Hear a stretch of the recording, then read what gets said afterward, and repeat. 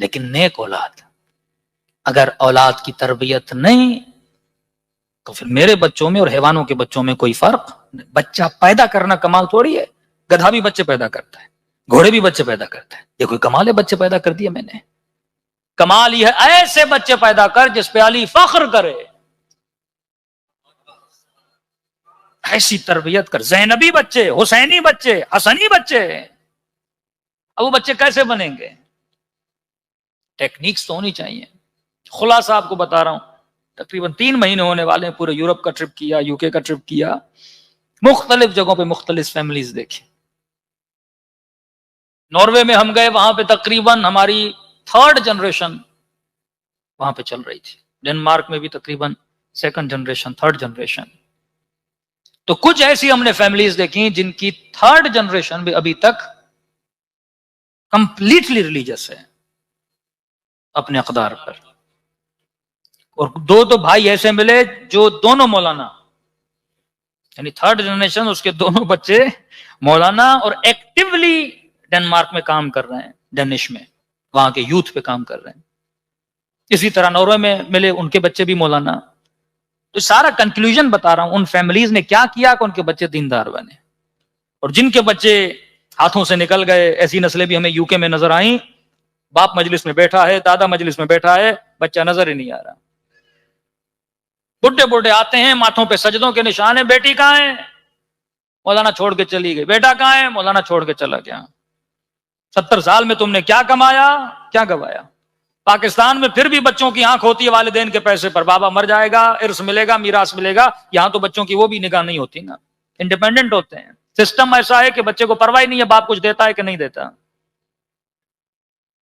تو نچوڑ بتا رہا ہوں، جن کے بچے بچے ہوئے تھے، first of all in families کے بچے، یعنی وہ کوالٹیز جنہوں نے اپنے بچوں کے اندر رکھی، وہ اپنے گھروں میں اپنے بچوں سے اپنی زبان میں بات کرتے تھے۔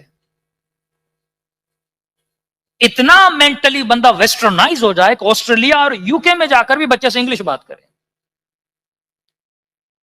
اتنی عقل بھی نہ ہو کہ جس سوسائٹی میں رہ رہا ہوں انگلش سوسائٹی ہے، تو بات کرے نہ کرے بچہ ویسے ہی سیکھ جائے گا۔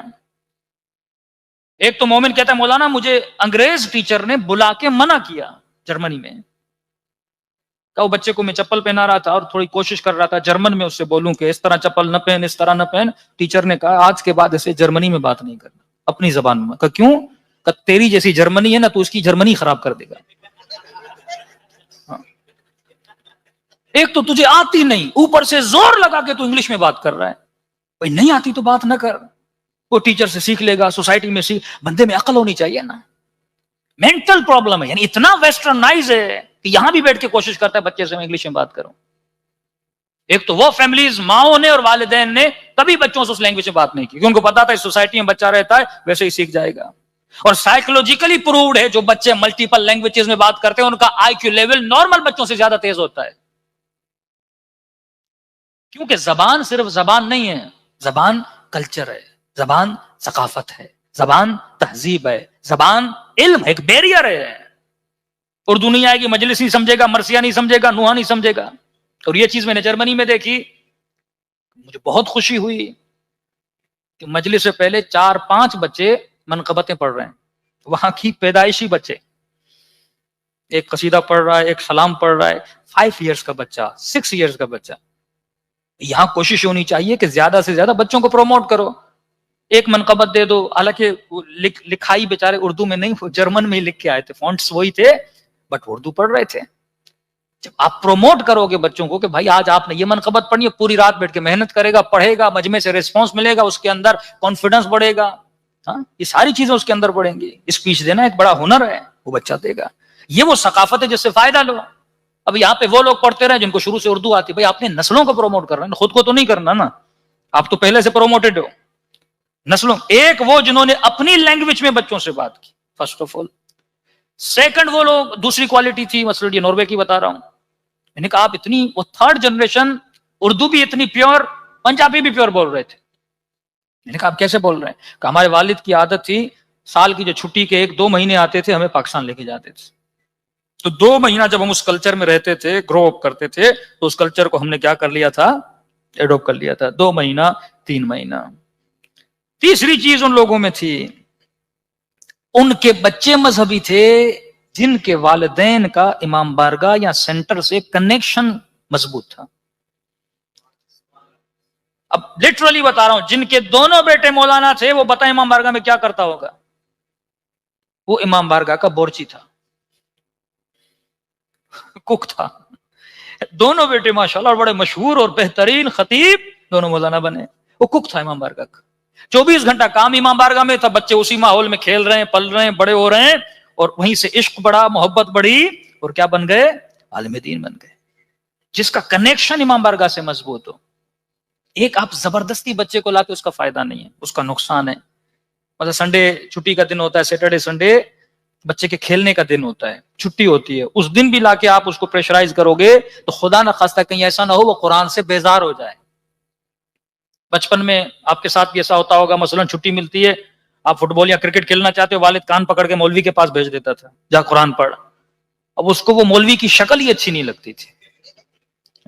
कि जब भी मुझे खेलने का होता है ये मौलवी की तरफ, तो शायद मन्नतें भी मानता था ये मौलवी या बीमार हो जाए या एक्सीडेंट में इसकी टांग ही टूट जाए कि मैं इसे मिलूं ही ना। ऐसा ना करो, अट्रैक्शन उसकी पैदा करो। मैंने बच्चों को रोता हुआ देखा कि हमें सेंटर जाना है, क्योंकि उन बच्चों का जो सोशल सर्किल था वो सेंटर बन चुका था। सारे बच्चे आते थे, वो उन्हीं के साथ खेलते थे, दोस्तियां उन्हीं के साथ थी। यानी उन्होंने अपने बच्चों को बचाया कि ज्यादा अंग्रेजों के साथ उनकी दोस्तियां ना हो, अपनी कम्युनिटी के बच्चों के साथ उनकी दोस्तियां हो। उनका सोशल, देखिए अंग्रेजों की सोशल लाइफ क्या होती है, क्या होती है अंग्रेजों की सोशल लाइफ? ऑफिस के बाद छुट्टियों के दिनों में वो क्लब्स में जाते हैं, उनकी सोशल लाइफ शराब पीना, नाच गाना, ये सोशल लाइफ होती है। वहां पे गए और उसके बाद घरों में चले जाते हैं। आपकी सोशल लाइफ क्या होनी चाहिए? मस्जिद, इमाम बारगाह, सेंटर, यहां पे बच्चे आए, जब एक दूसरे के साथ दोस्तियां होंगी, अट्रैक्शन बढ़ेगी, उसके साथ बच्चे किसी और सर्किल के अंदर नहीं जाएंगे। तीसरी चीज लैंग्वेज, पाकिस्तान में साल में 1-2 महीना आना जाना। दूसरा मस्जिद के साथ रिलेशन। चौथी चीज बड़ी यूनिक चीज है, उलमा का एहतराम। जिन वालिदैन में आलिम का एहतराम ज्यादा था, वो बच्चा आलिम से क्या था, इंस्पायर था। स्कूल एक हमारे मोमिन चलाते हैं इस्लामाबाद में, उनके स्कूल के जितने बच्चे थे, हाफ ऑफ देम वो आलिम बनने की ख्वाहिश करते थे। मैंने कहा आपने किया क्या है बच्चों को कि इनका दीन की तरफ रुझान है? कहता जब बच्चे पास आउट करते हैं, जो एंड में बच्चे A1 पोजीशन लेते हैं, कहता नॉर्मली स्कूल वाले क्या करते हैं, फलां स्कूल से कोई हेडमास्टर बुला लिया, कोई सियासतदान बुला लिया, कोई बड़ा पैसे वाला बंदा बुला लिया। कहता मैं मौलवी बुलाता हूं, और मौलवी के हाथों से क्या दिलाता हूं, मेडल दिलाता हूं। तो बच्चा देखता है जो हाईएस्ट पोजीशन है वो किसकी होती है, वो मुझे मेडल दे रहा है, तो उसके जहन में उसका रोल मॉडल बन जाता था, उसका एहतराम बन जाता था।